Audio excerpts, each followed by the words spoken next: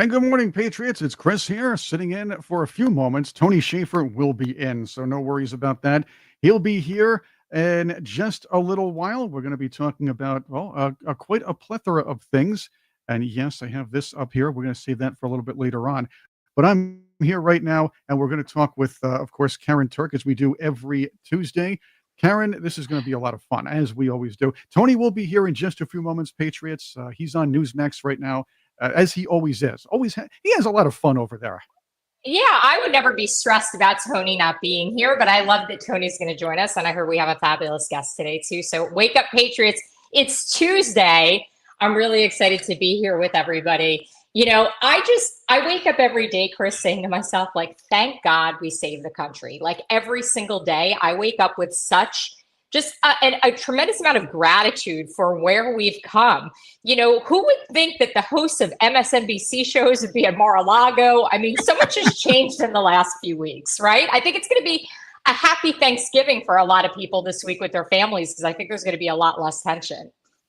Well, there is, and I will tell you this: we did save the country. I think we all did as patriots. We did what we did 4 years before that, got out and voted. This time we made it too big to let things happen. And No COVID. this time the ground game was done. But here's where we are. Here's where we stand now. The left is trying to destroy the country in the 2 months it has left, trying to start up World War II. But this has to be stopped. I'll tell you this. Uh, I believe that the lefties, and let's see what the Patriots think about this. But Karen, what do you think too? I believe that the Biden administration, the people that are there, are trying to do their best not only to destroy the country, but keep Donald Trump from making that campaign promise when he said, "Well, I'm going to stop this war. I'm going to settle this whole thing before I become president." At this rate, it may not happen. I think that they can't stop us. I mean, the only way that they could really stop us at this point is to, do the unthinkable. And I don't even want to go down the road of being negative this morning. I told you, like, before the show, like, I'm really excited I to know. read Jesus Calling later. I'm trying to keep everything on a positive note with Thanksgiving looming upon us. And I think there's so many positives right now. Like you send out this beautiful email every week before we do the show, and you have all the things that you've been following all week. And I love it because it lets me get in your head a little bit before the show. And I'm always surprised at the fact that we're so much on the same page, Chris. And you put out this thing about, again, we won and it was too big to rig. But now we do have to confront the fact that COVID was a big part of the problem in an election that we lost in 2020. And how much of an impact did that have on American society over the last 4 years? And how much of an impact is that going to have on the next generation? And people like Rand Paul, thank God, are now stepping forward and saying, hey, wait, guys, I was going to hold Fauci accountable. They've changed the whole system here. This is now going to be my mission in this new administration to make sure that we expose what went wrong so it doesn't happen again. I think, again, in the light of Happy Thanksgiving, celebrate the things that are positive this week. I will say that too. And if you're from the University of Buffalo, you're not going to be doing that, by the way.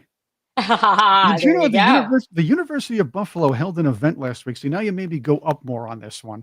The University of Buffalo held an event to discuss, now get this, Uh-huh. whether celebrating Thanksgiving is appropriate or not. I have They- no they- words. that's I right. have no words. It's an American holiday. And I actually follow a woman, I follow a lot of like Chabad Rebbitzin, and, I love everything about, traditional culture when it comes to Judaism and people that are willing to follow the rules to the letter of the law. Like, you got to give people mad respect when they do that. And there's a lot of controversy, I guess, around American holidays and whether or not they should be celebrated. And it's a personal choice. And I had a Chabad Rebbitzin that I'm friendly with that made this amazing video about why Thanksgiving is an American holiday and why it should be celebrated. And I just thought it was so beautiful. And I loved watching it. And it just gave me this renewed hope that, again, maybe we're all coming together. Maybe that's what we should be thankful for this Thanksgiving. Well, they're calling it. Yeah, They're well, calling I it a mean, the discussion to University of decolonize Buffalo, Thanksgiving. All right. do they really have any impact? Do Well, they? first off, they do, and the reason You why is think? because of the region. Remember, the Western New York is filled with a lot of Indian nations, and it's a very Okay. tribal and very Native American centric area. I went to school at Fredonia for a while, And Okay. there were a lot of I had a lot of students who were from what we call reservations, but communities of Native Americans.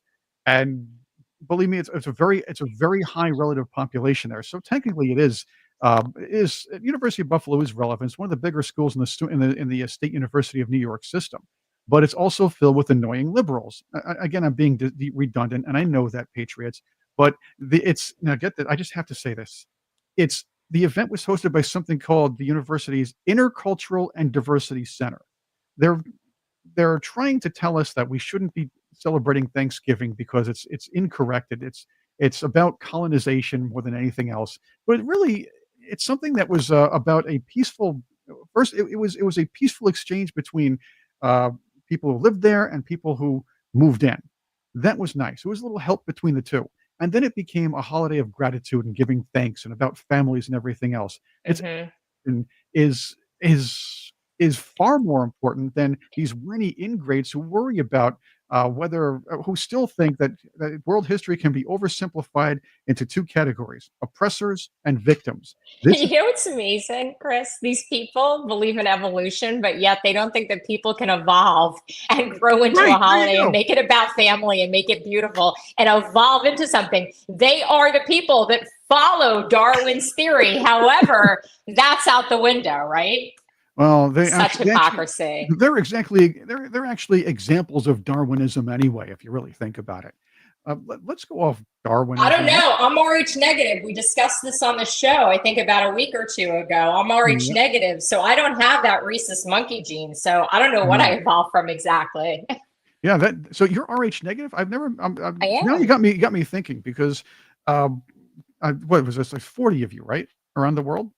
No, no, no, no. There's like it's a percentage of the RH null, population. RH It's null. RH negative. RH This is null is RH 40. negative. Oh, I Okay, don't know about that. I mean, that's a whole other ball game. RH right, negative is if you're a blood type, and I happen to be the rarest of the rare. I happen to right. be O negative, which also makes you a universal donor.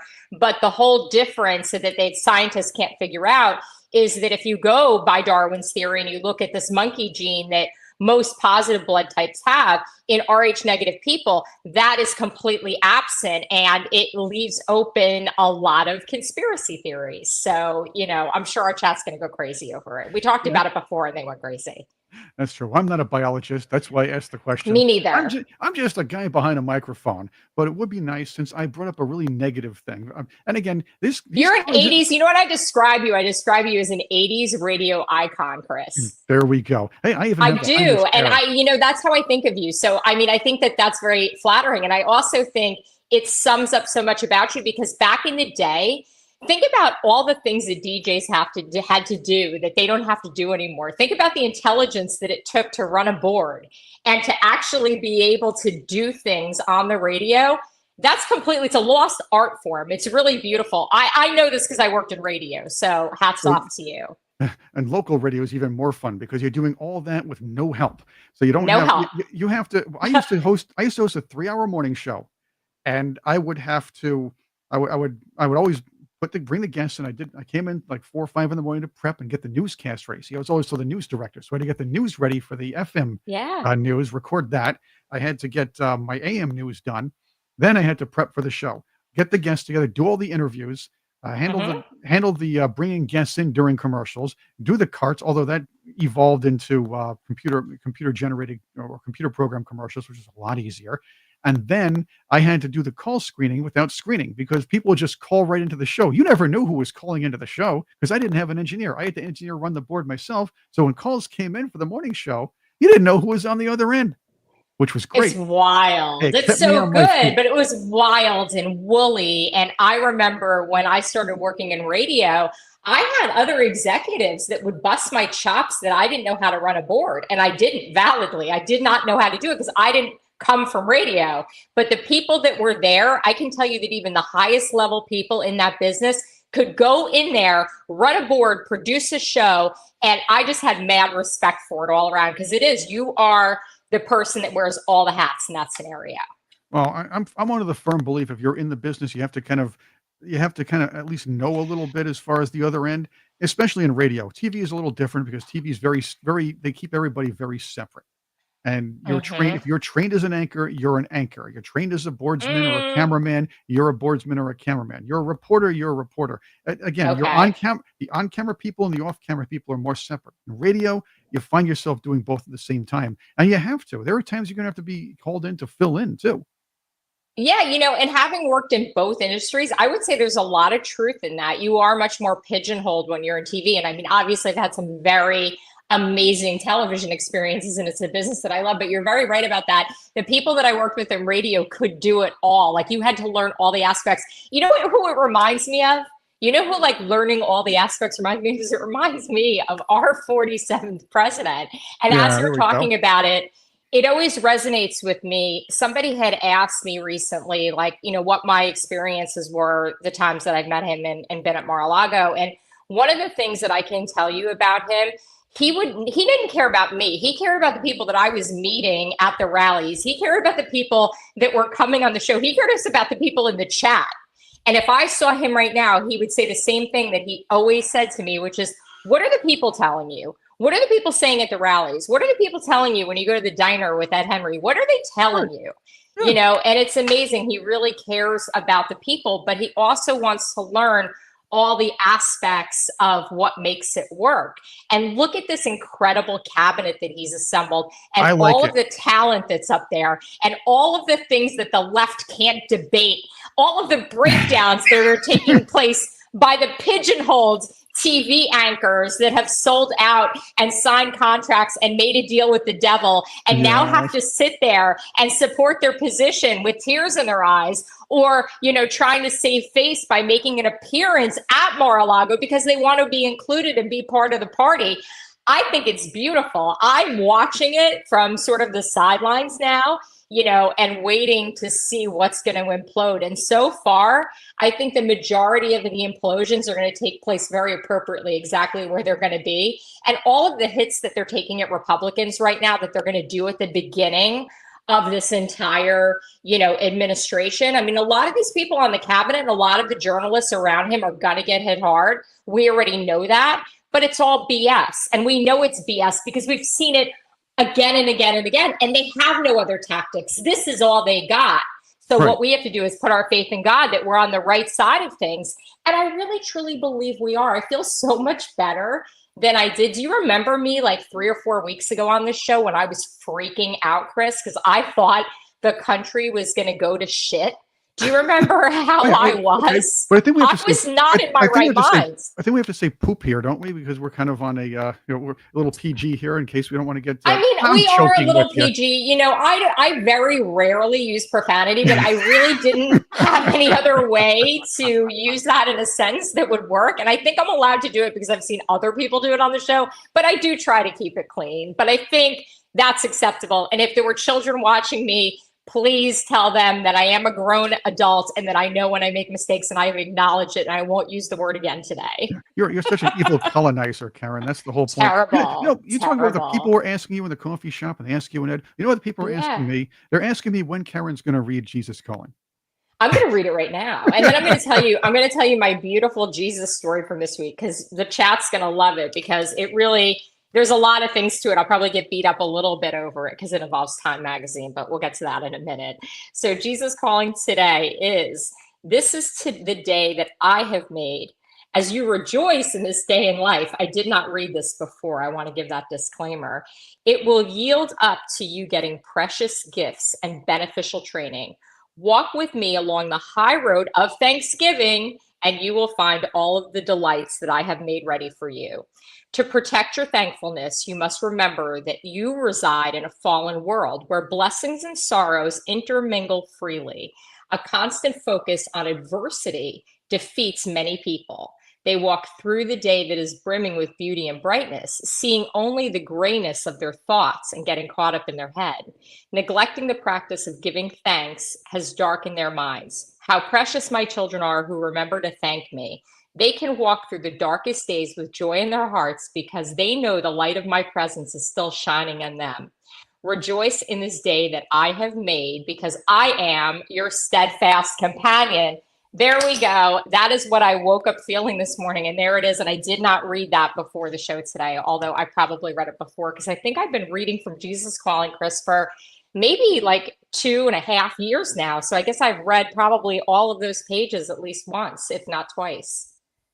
Oh, that's true. And the good thing about this, and we're here because we're waiting our guest here, and we're working on that here. Okay, cool. It's a good story though, and I'll tell you, I always look forward to your reading of Jesus Calling. I think we should read that a little more here anyway. So, It's uh, good. and It's good. and It's we need chill. we do need him more than ever. Some especially We now. do. Uh, uh, So the I trans- want to talk about Woke Time Magazine for a Here minute. we go. I Let's want do to that. Let's talk do that. about Woke Time Magazine because I hesitated in buying this. I do not go to Target. It's not my regular haunt. And I went to Target with my grandson and I was in the checkout aisle and this was sitting there, Chris, and it was $15. And I saw it and I thought, Boy, gosh, that's overpriced for Time Magazine. Oh my gosh, I remember when it was well, like I mean, $3. It's one of the special editions though, but it's Time. So that was my hesitation.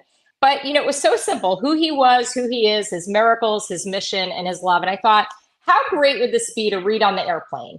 Just simple, easy reading, chill, beautiful, really put me in a good headspace. And I looked at my grandson, I said, I'm gonna buy it. I put it down on the counter. And the day before I had a conversation with a friend, which I won't get into, where I had felt a little bit negative, and it plays into this whole story because you never know when somebody's going to do something nice for you, when somebody's going to do a mitzvah, right? And I'm checking out, and the lady immediately sees the magazine, super nice, goes to check me out, and then proceeds to go out of her way to not only make sure that I get every single circle discount, but I want to let the chat know if you do go to Target, Target will price match. So she knew the prices on Amazon for a bunch of the things that I was buying for my granddaughter. And without me asking, she went ahead and looked them up and helped me get a good price on the items I was buying and went out of her way, even though there were people standing in line. So I felt like it was a God moment. And I am really looking forward to read this. So don't beat me up over buying Time Magazine and the fact that it's woke. And in some way, my $15 probably inadvertently might have supported George Soros in a roundabout way. I still think it's beautiful. Maybe they're not going to be woke anymore. Maybe we're pushing the woke out. Maybe there's hope. That's their thing. They're going to be woke because that's what they doubled down on. But and the people that are still there are going to keep pushing their agendas. That's just how it's going to be. They think. Well, let's put it this way. I believe we do better when Democrats are in charge because we're the ones speaking the truth to the power. Now they're speaking lies to people, but that's another story for another day. And speaking of these lies, did you see the new James O'Keefe is at it again? I love this guy. You gotta love this guy because he always finds a way to get people to admit Oh, yeah. to admit wrongdoing, and with the Oh. same trick over and over again, and almost the same place. It looks like the same place all the time. Don't any of these lefties It's realize what's always the date at happening? the restaurant. It's like the Right. date at the restaurant. It's the hot girl that traps them. Is this the way that it works? I mean, it is. It's so essentially basic and simple, but oh my goodness, I can't. Yeah. And they have a phone out and everything else. I don't want to play the whole thing because if you want to check this out, James O'Keefe, go to his page, go to James O'Keefe Media's YouTube channel or wherever else he And is. this is all on the Get the whole COVID thing. scandal, right? This is the whole Right. NIH He found, undercover situation. Amazing. I love it. he found an executive. They found an executive from the National Institute of Health who admitted that all this garbage, all this stuff about COVID, the vaccine was bull. They didn't know anything about whether it would work or not. The mask thing, the mask stuff, bull. The 6 foot rule, garbage. It was bogus. They all knew about it. Nobody said anything about it. And it goes to a greater situation that we can talk about later on. Let's hear at least the 1 minute trailer or the first minute of this. This is very, very important. And the whole minute says a lot of things all at once. What do you think about the NIH now that you were working there? Probably shouldn't be like saying this out loud. They might have funded a lab in Wuhan, China, to like make and Pfizer and Moderna are just getting a bunch of money from it, from all these vaccine mandates. Roger Cholin is with the National Institute of Health. For other vaccines like measles or whatever, you have to go through several rounds of approval, but these were accelerated through the approval. Do you think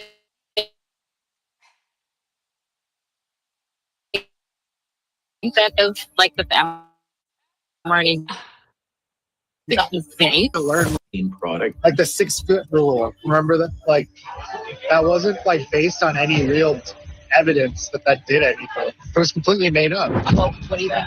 What happened with Shaffer being reelected? Roger then brings up politics, talks about which political party he prefers and what would happen to him and NIH under an incoming Trump This administration. is where it gets I even think it more would be interesting. worse for the NIH. I think it would be better for a Democrat to be in office. We sometimes fly under the radar Yeah. of like the really scrutinized. I don't think it would impact you.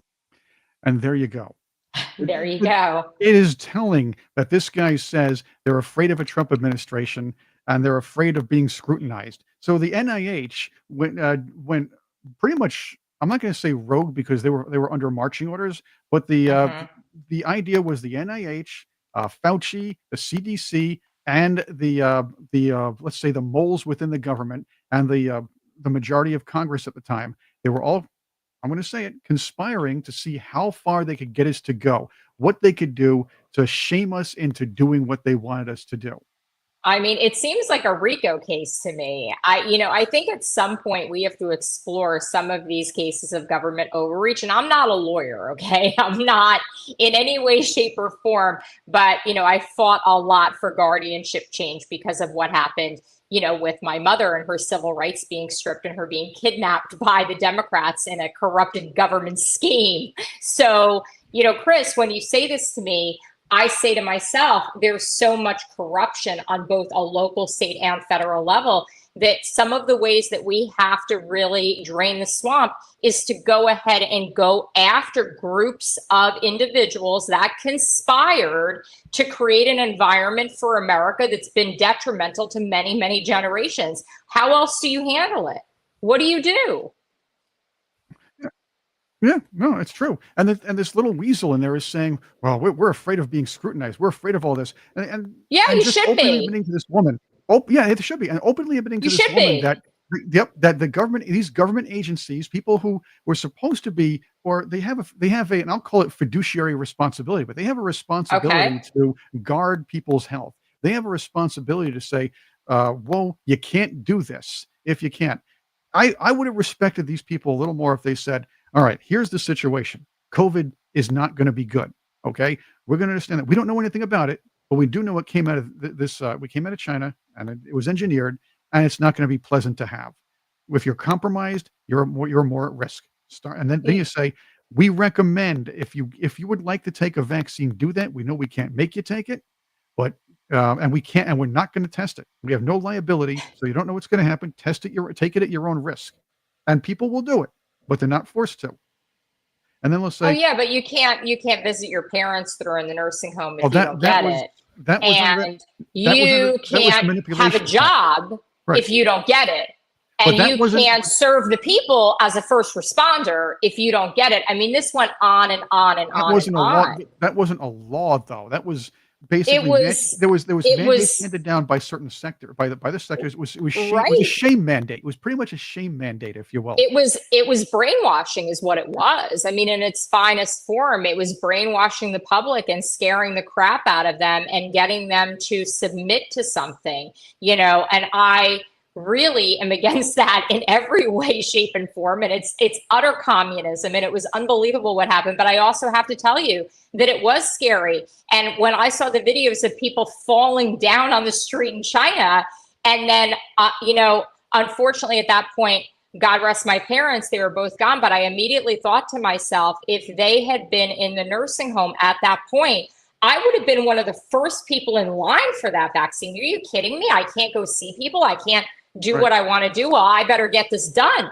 And people who were immunocompromised. I mean, a lot of them went and did it right away because why wouldn't you? It was scary. But when we look back at it now, you hear that, you're like, how could they have done this? How could this have happened? My father was dying from cancer. He was being treated for cancer at the time. So Sloan Kettering would only let 2 people in at a time, Right. and you had to have the vaccine card. You had What to do make you sure you were do? vaccinated. Yeah, and you can't do that. And this is, but Dr. Fauci even said it when he testified in front of Congress earlier this year. He said that that the 6-foot rule. He told the CDC the 6-foot rule was not necessary, but the CDC went on forward with that because it was it was a very political move, the whole way.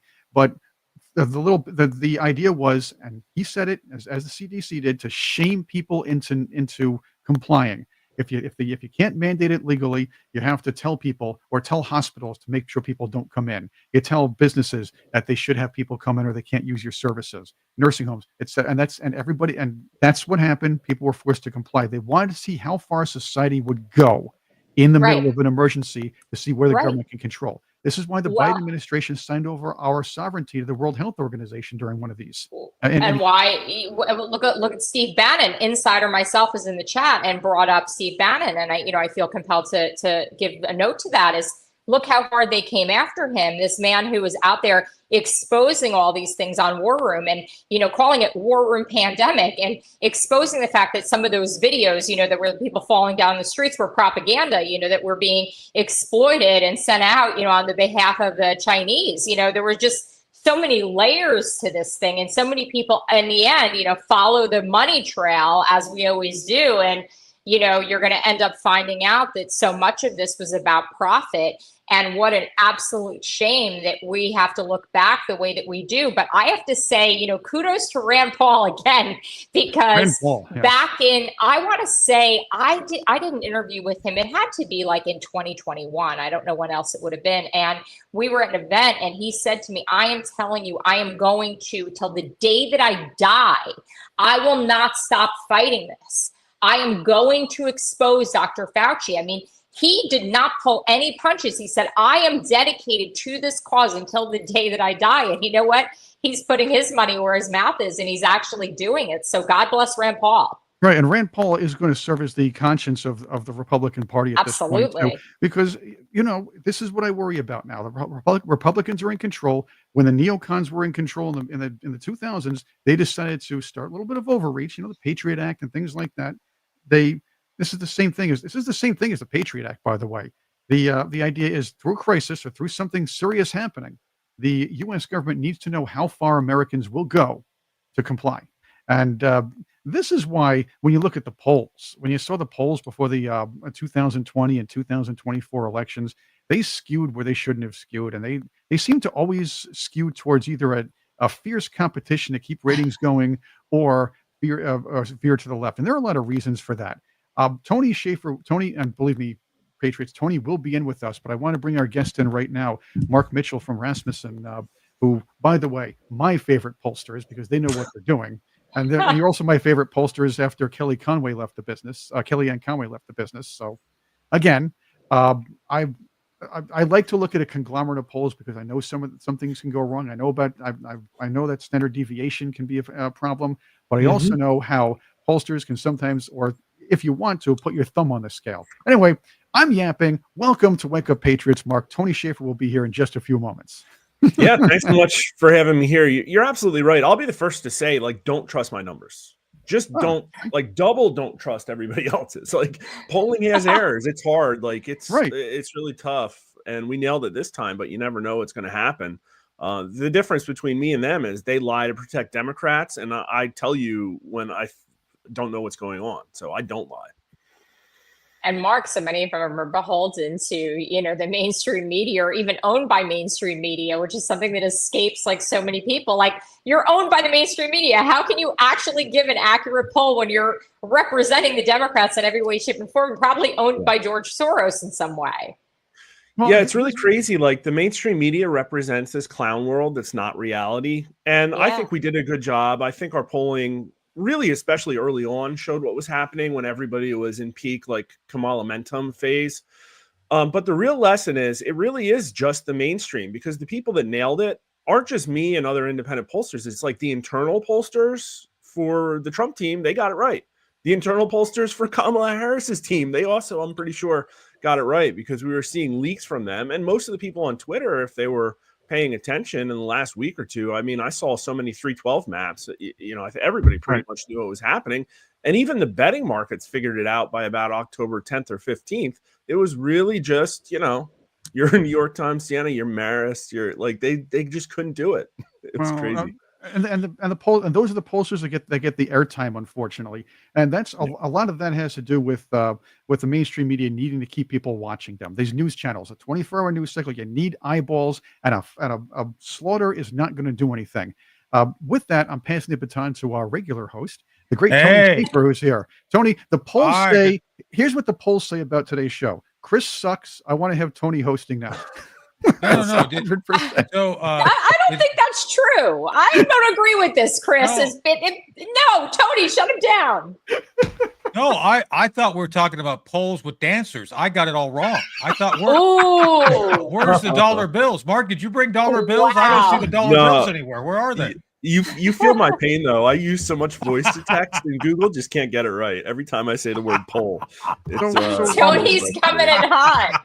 Now, I actually read the last poll I read right before the elections was an exit poll we did locally here to figure out who was voting here in Orange County, New York. And I was out there, and I got 1 vote for Kamala Harris, 1 vote for Donald Trump, and 350 votes for Mind Your Own Business, you nosy bastard. Yeah, right.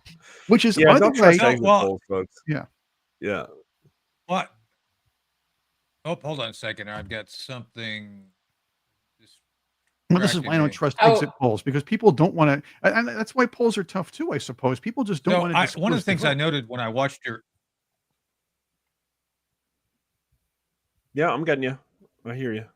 Oh, now I know. Well, let me pick up on that. So, Mark, I really did appreciate. I saw your. Did you guys hear me? I got you. Maybe I'm getting in and out. In and out. I'm getting in and out. Can you hear me now? All right. Can you hear me now? This is like the Hold on Verizon a second. commercial. I don't know. I'm having a problem. Okay, we do hear you fine though, Tony. If that's the case, I have you right here, so we're all good. And the Patriots hear you. So okay, good. All right, good. So let me jump in. Finally, I hope. So, Mark, I really did appreciate your video, the way you laid out everything that happened, and you correctly blew your own horn, which I did appreciate. It's like you need to take credit where credit's due. What I don't understand is that, and I don't consider you, I'll just say it, conservative. I consider you practical. And it seems to me anybody who takes the middle ground, you real clear politics, you automatically become extremist. Anybody who disagrees with the left and what they do becomes an enemy. And I'm going to ask you a question, and you're kind of at the front line of this. How do we get back to the point of where objective truth can be reported without emotion? How do we get there? Do you have any thoughts on it? We might be seeing it now. It is a crisis of integrity, in my opinion. Yeah. And listen, I would hide in my ivory tower just like all the other pollsters if I thought it was the right thing to do. And I was very quiet. My Twitter account's only 3 months old. But what I kept seeing over and over again on our main account was that the attacks from the trolls just had absolutely no value. It was all just, smears or ad hominem attacks. And that kind of frustrated me because we're the only ones in the industry that get it. Nobody's attacking Morning Consult day in and day out. And so that's what made me, because they're objectively lying. And I've never really said my politics, but what I ultimately came out and said, like, listen, I have the integrity to put real numbers out, and it shouldn't matter what I think. And so that's why I say people are biased, but polls shouldn't be. And I think my work speaks for it now. But what you see now is that we literally reached peak lying. Everybody threw their credibility out. And what's so sick is when we look back at it, it will be to have saved the Biden regime. Like, that's why everybody destroyed their own businesses. Literally, Disney's killing itself. Like, every corporate media outlet's losing people. And it was all just to try and get Kamala Harris over the hump. And now it looks like the back of the media has been broken because I think people fought very strongly on Twitter, an information war. And I don't think the race moved at all. I think that they were just trying to motivate the left to turn out. But there were so many hoaxes. And now it's gone and scattered, and their businesses are being sold off. And you see people like Cenk Uygur like starting to figure out that, if you like make objective sense, people on Twitter will engage in a dialogue with you.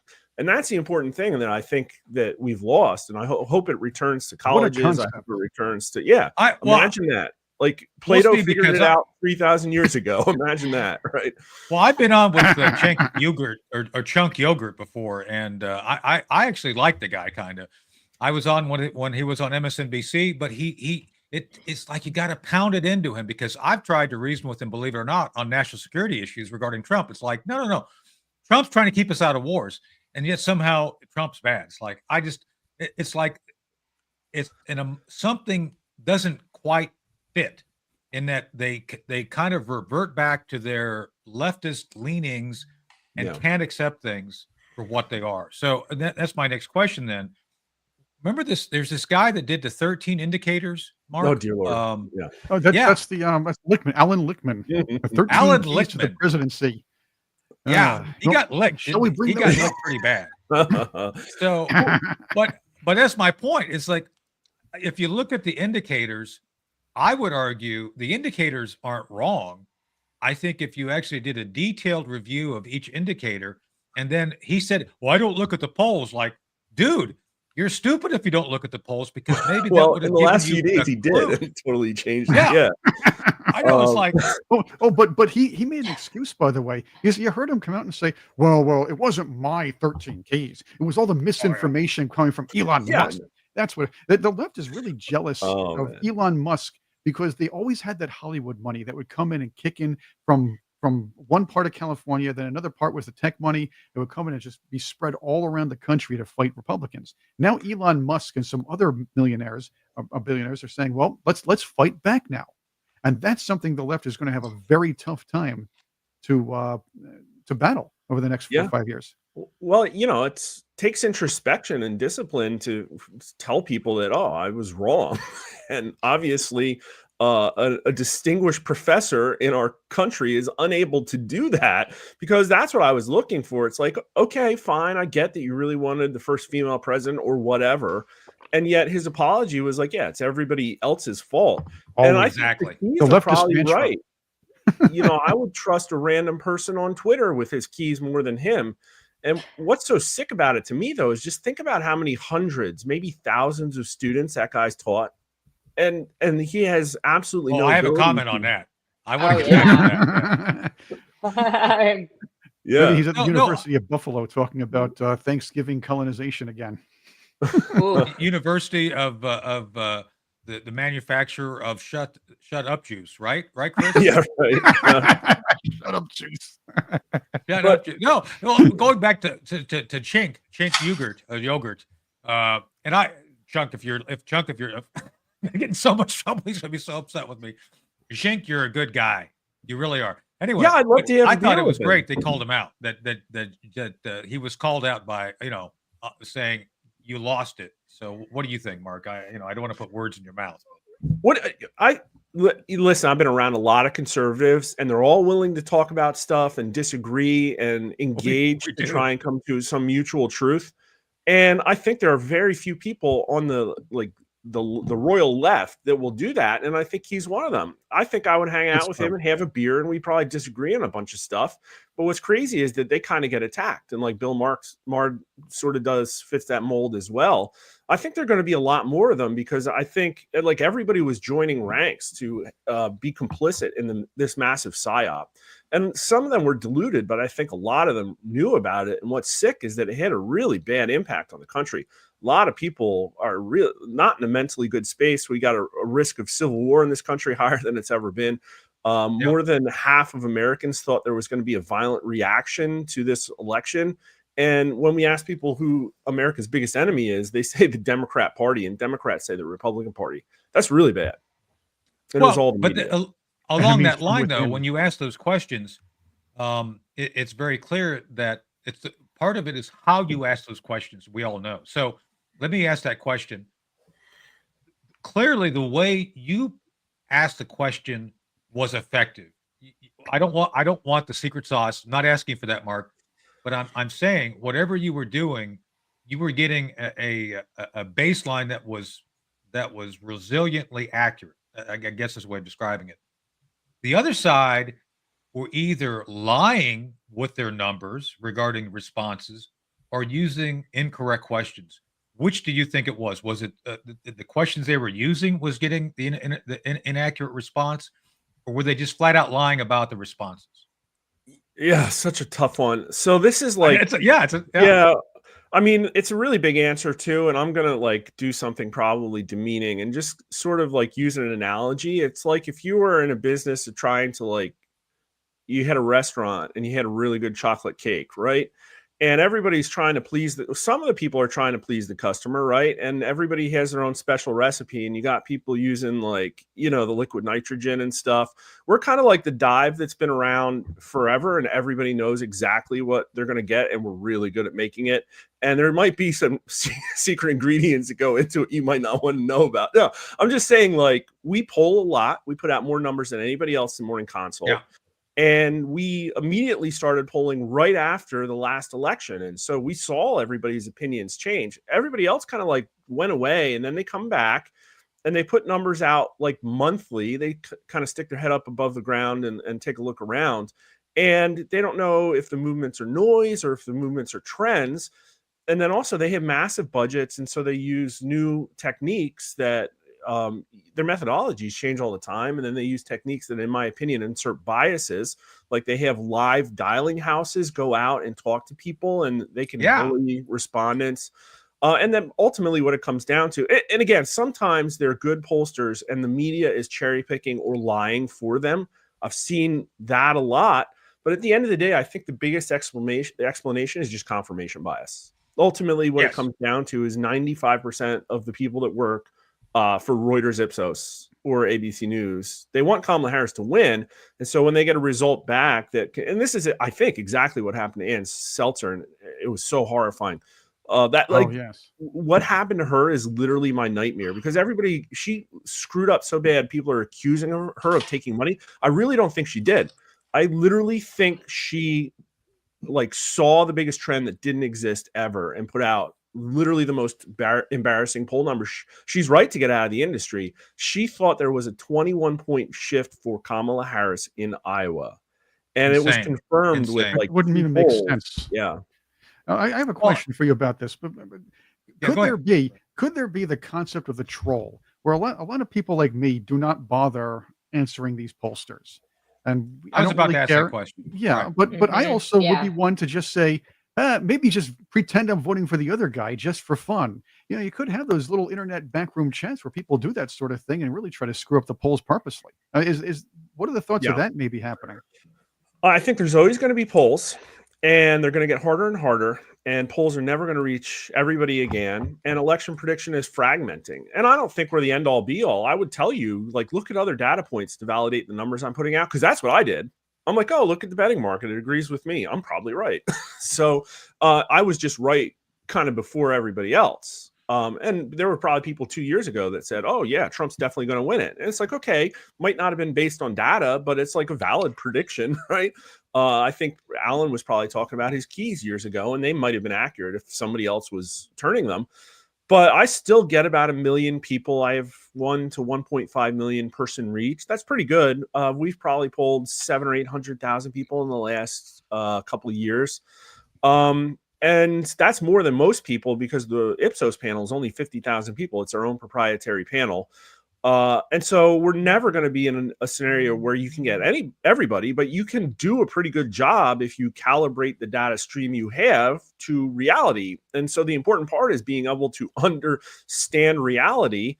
And so I have a questioning mindset when I see something that doesn't make sense. I'll go in and look and say, do I have bad data, or is there a problem going on?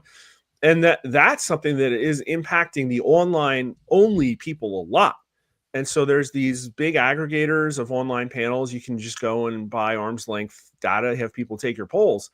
And a lot of these people don't reflect the population. They're sitting at home. They're taking a poll for money. They say they're going to vote. They may not vote. They understand Trump and Harris name recognition, but they don't even know what a Republican or a Democrat is. So I'm very skeptical of those people, and I lay traps for them. I think a lot of others just say, oh, that's pretty much probably represents America. And that's how they get a situation where Harris is up 4 nationally and Trump only has a 37% favorability rating. That makes absolutely no sense since he got more votes than any Republican candidate in history. The favorability should probably be close. And we're one of the few polls, the major polls out there that show that, no, like people like Donald Trump, like imagine that. And they just can't help themselves. There's something about this guy that broke the whole industry. Because listen, Yeah. the polls overstated Romney's support. They absolutely did. Mhm. They will not overstate Trump support, period, at all whatsoever. And as you guys all probably know, it has something more to do with the Union Party DC kleptocracy than it does with actual Republican and Democrat. Well, no, Strongly agree.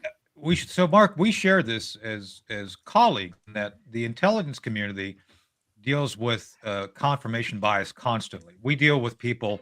When I was an intelligence officer dealing with politicians, running operations at the strategic level, you have people always wanting something. Well, I want to believe this. Like, well, I'm sorry, I can't give that to you. Now, we do have some intelligence officers who do, obviously, the 51 intelligence officers who did the Hunter Biden hard drive. No, I'm serious. I mean, Yeah. we share this. We share this. Ooh, the aspirations of the political class and conflicting with the facts as they are. And my dear friend Catherine Herridge, formerly at Fox over CBS, always talks about happy talk. They want happy talk. It's like, I can't give you happy talk. I got to give you the reality, which makes me very unpopular within my ranks when I was an intelligence guy. I just saying. But one of the things that Chris brought up, and I want to go a little bit deeper into, is this idea that I used to be called for surveys. They'd have me on the phone for like 15 minutes. I'm a busy guy. I just like, okay, I don't have time for this. It got to the point where I just didn't answer them. And I was always skeptical. And I would get the little call identifier saying it's a survey call. It's like, I don't take the call because I don't trust it. So then you're not talking to me. And I was clearly a Trump guy. Karen, do you do the same thing? Are you available? Because she would be. I would think she'd be a demographic you'd want to get a hold of because she's a woman. But there, smart. what's crazy is Chris was saying, I don't respond to them anymore, and I'm thinking they don't even poll me. They don't reach out to people like me because they don't want to know what I have to say. They don't want to know what the majority of the women in the chat have to say. And I think what they were completely aware of and what really hurt them is that they finally just went too far. They 4 years ago, there were still people that were under the ether. But as things got crazier and crazier and became deranged, and we had men wearing dresses running the military and all of these things that were completely unrelatable to average Americans like myself, not only did they stop asking us what we thought and stop polling us, and of course I never agreed with all that, but there were people that were bought into this love and light scenario that they were selling 4 years ago that clearly have woken up, and I want to congratulate all of them. And they're not being polled. Nobody wants to know what they have to say. Right. It's just impossible to get to them. Listen, I would if I had the money. There is no money in being an accurate pollster. I will just tell you that. Like there is absolutely not. And some of that is the last 4 years we, as a public service, polled and reported on all of these topics that nobody else touched, everybody would run from. And our business took a really big hit. And not only that, just because we showed Trump like winning in 2016, potentially, we were slandered as a right-wing pollster and shoved out of every industry. It's insane. It's insane. But, I think our brand does have something to do with it. So if you want to get polled by us, unfortunately, you have to have a landline phone that's not on the do not call list, or you have to go join one of these online panels like SurveyMo or Survey USA or something like that. It's possible to do, but you're going to have to take other people's surveys also. But the point is that Republicans and Trump supporters do take our surveys and they don't take Marist surveys. Imagine that. Now, part of it is because there you go. We do have robot dials and everybody turns their nose up at it, but it works. It like hides the bias. It gives people, and then it's a problem with the entire industry because what you're seeing is Donald Trump won in part because of massive demographic shift among Hispanic and Black voters. And you look at NBC polls, for instance, and they had, I don't know, Harris winning by like 3, 4, 5 points, whatever. And nobody believes that. But then they say, oh, look, NBC released an exit poll. Let me believe that. And it's like, no, NBC says that Trump only got 13% of the Black vote. It's way higher than that because they have an incentive to blame Trump on white voters. And I think it's more like 25%. But no, listen, we're just shoved out of the industry. And that was a problem. We've always been a redheaded stepchild. We just did what we thought was accurate, and they would rather again sit in the ivory towers and congratulate themselves for being wrong. But as long as they show the Democrat winning and they think that they're fighting some battle, whatever. But I think things are finally changing because the American Association of Public Opinion Researchers actually like reached out to us. This is like the first time it's happened. Oh, this is good. So maybe there's some mea culpas in store. I don't know. Yeah, no, I feel your pain, Mark, because it's the same way with us on the think tank side and on the intelligence side. It's like the truth is not popular. Trent Lott, I was in the green room when I was a whistleblower 20 years ago on something called Able Danger, and I was going through my trial by fire, being brand new to media, and I'm sitting in the green room, and Trent Lott looks at me and says, "Colonel Shaffer, I got 2 words of advice for you."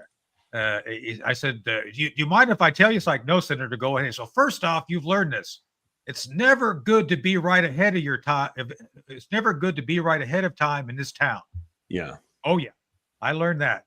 And you'll get this, Mark, too. Whatever they're talking about publicly, the real issue is something else entirely. So I've seen that to be true, too. So, Yeah, I think it's true in the corporation, too. I actually met Trent Lott, I think, for a Naval Academy Glee Club Christmas in Washington once. So that's cool. Oh, wow. That's very cool.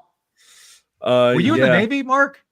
Yeah, U.S. Naval Academy 01, and then I was on nuclear subs till 2006. Yeah, Good except my you. choice of shore tour was Iraq or Afghanistan, and I said, "Oh, sorry." So, believe it or not, I'm dating a lieutenant commander nurse. She was a chief first. She made it to chief.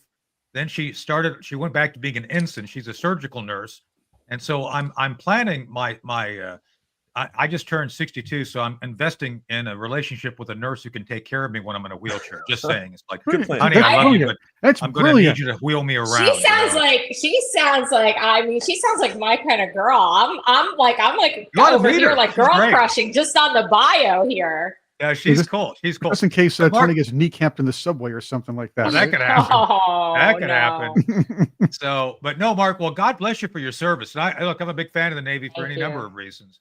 And it's good. So this is the thing too. Let me just ask that, because you, my friend, clearly have integrity, which is lacking in a lot of circles.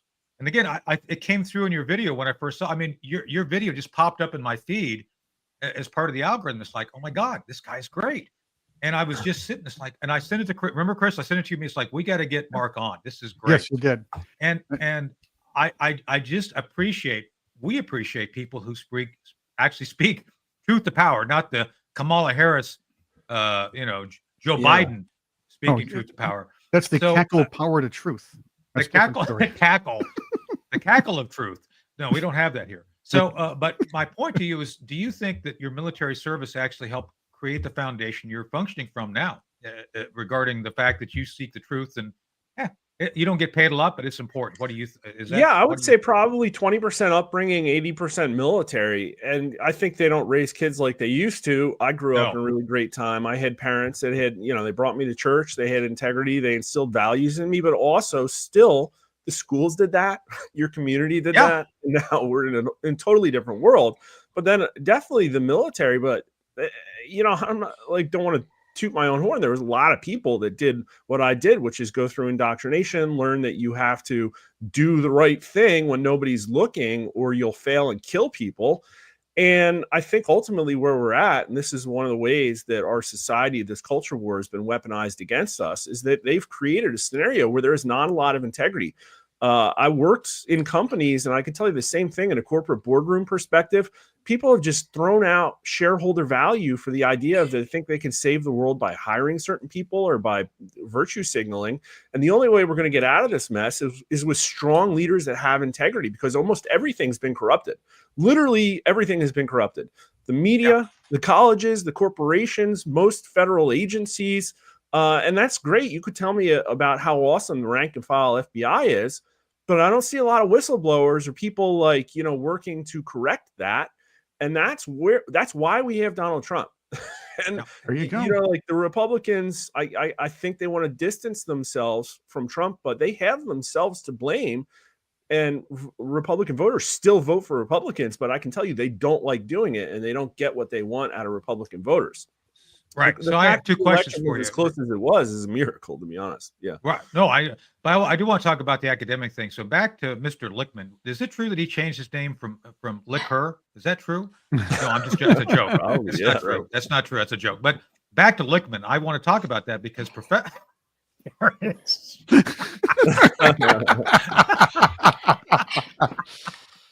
Oh boy. come on, this is the morning zoo, Karen. We gotta. Yeah. I know. I guess I need Jesus. I do need Jesus. I'll find him. Oh, there he is. There he It's a is. younger version of So- Lichtman. But you brought up a good point, Mark, and I want to touch on this with Lichtman because when I went through college, I went through in '86. One of my degrees is in environmental studies.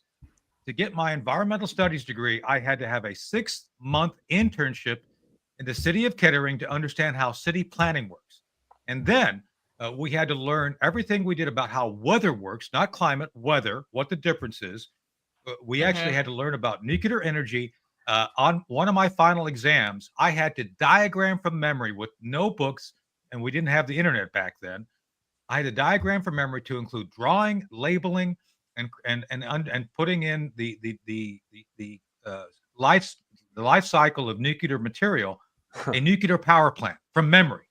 You had to sit there for an hour and diagram it. Now that to me, that was education. And oh, by the way, we learned that obviously there's no climate crisis because you can only measure climate in 11,000 year cycles. We haven't even been here long enough to measure a cycle, just saying. But my point to you is, how is it we now have the infestation of Lichtmans versus real professors? How do we fight that? Because this is they've done this over the past 30 years.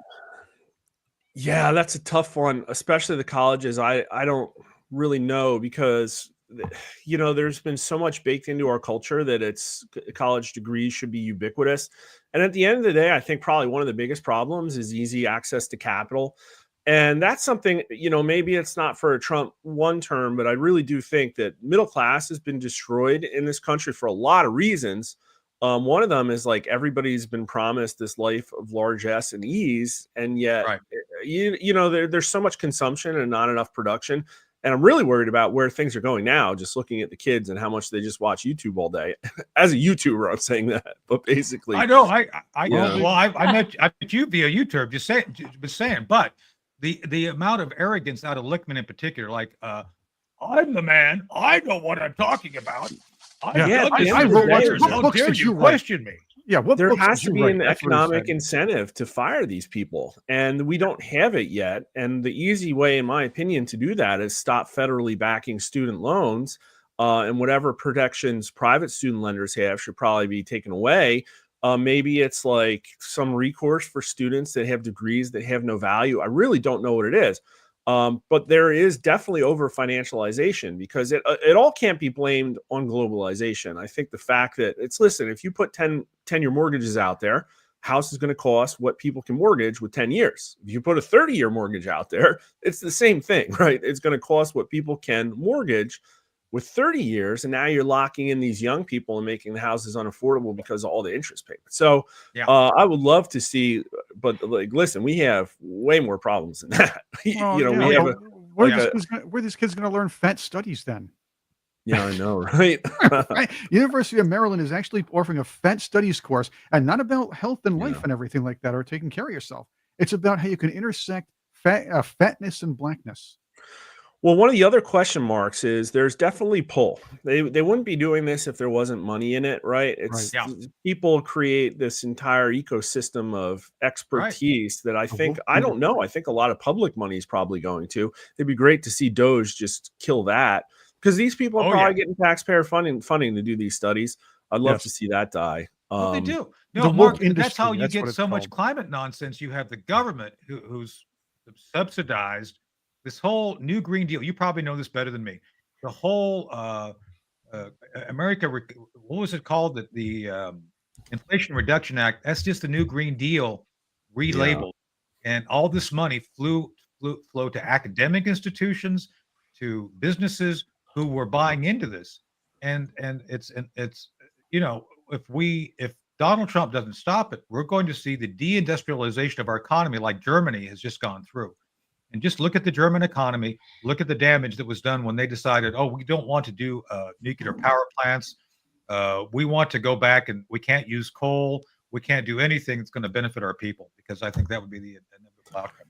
Yeah, I was trying to pull the numbers up. Like nobody cares about climate change anymore. It's Good. like Thank number goodness. one issue for less people than abortion. I think the number was like 10 or 11%. And that's because at the end of the day, these are all luxury beliefs. And we're at the end of a pretty great long-term economic cycle. And Yeah. I do think Trump has a good economic platform, but I don't think we should be rosy about the fact that housing is massively overvalued. Corporate equities are probably overvalued. Probably going to be in for a period of financial uncertainty, especially the amount of upheaval that Trump's going to cause. Like everything is arrayed Yeah. against him. Like big food. Like what happens all of a Mhm. sudden to the fast food industry if they make a change about like frying oil? Their entire supply chains are built around that. Then we're Yeah. talking about slapping a tariff on China. Well, what happens to Walmart and Amazon?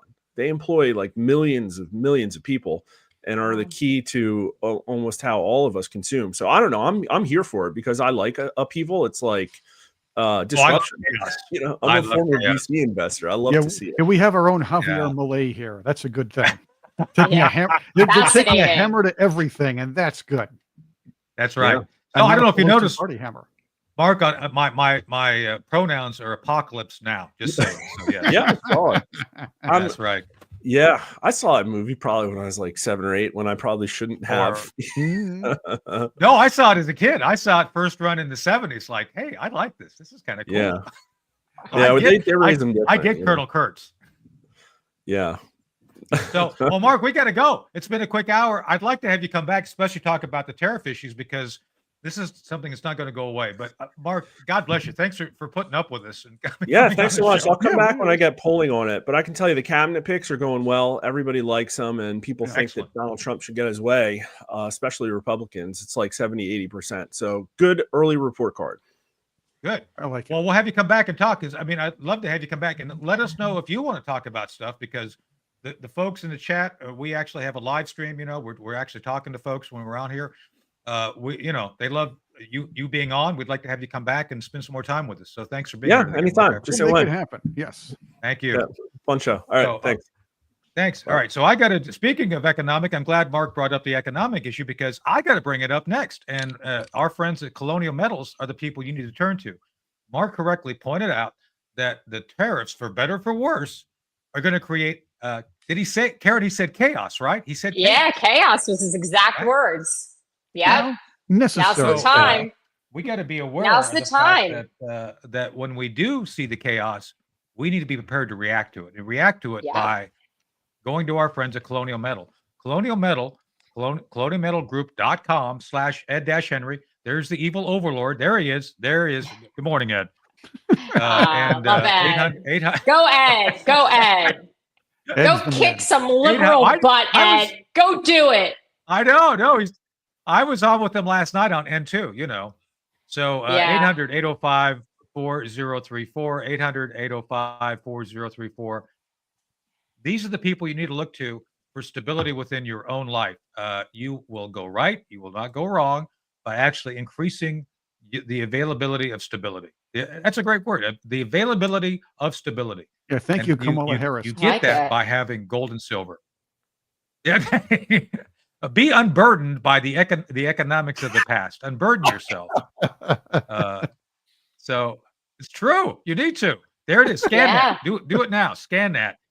Go reach out to Paul Stone and his team.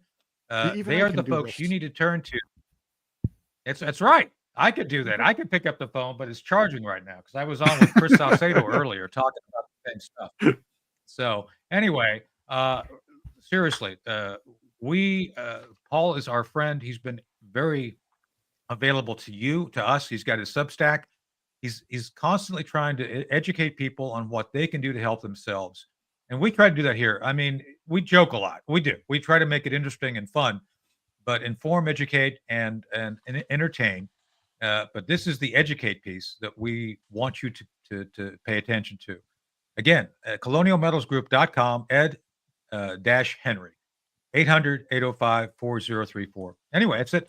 So I see always, Karen, people are complaining about not having enough time. It's like we need 2 hours. I because know. They good. say that, but we gotta 2 stop. hours is a lot of time. You're busy. I mean, you're doing your Newsmax thing. We all have a lot on our plate, but I love the hour that I spent on Tuesdays with you guys so much. And I'm Thank so you. happy to be here. And it was amazing today.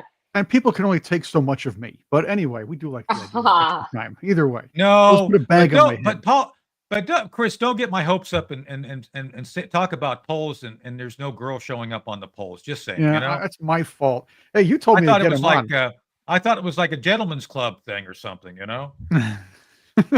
Well, next time we'll do it. Hey, actually, we could do a pole dancing contest here.